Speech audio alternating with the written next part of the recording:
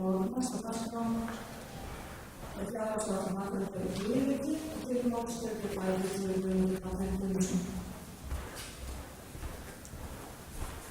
Forseti, ágætu bæjarfulltrúar, ég lagði fram viðauki nr. 11 fyrir fjárhagsárið 2018.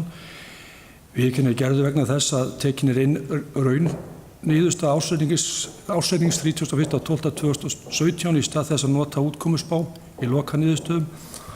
Þannig að við erum í rauninni að gera þetta smálega breytingar og þetta lækkar rekstrarafkomu 5,2 milljónir króna eða 5.190.000 krónur fyrir sem stafar aðalega breyttum afskriftum og breytingum á fjármagnsgjöldum og fjármagnstekjum. Þannig að þetta er í rauninni sáralítið breyting en rétt að koma með þennan viðauka og eins og alltaf þá tökum við þetta að vísu ekki á handbæri fyrir þannig verið að leiðrétta ýmsa efnahagsliði í upphafi árs, þannig að þetta er ekki eins og oft hefur sagt að þetta sé mætt með lækkun á handbæri fyrir heldur þetta mætt bara með breytingu á efnahagsliðum í upphafi árs. Takk.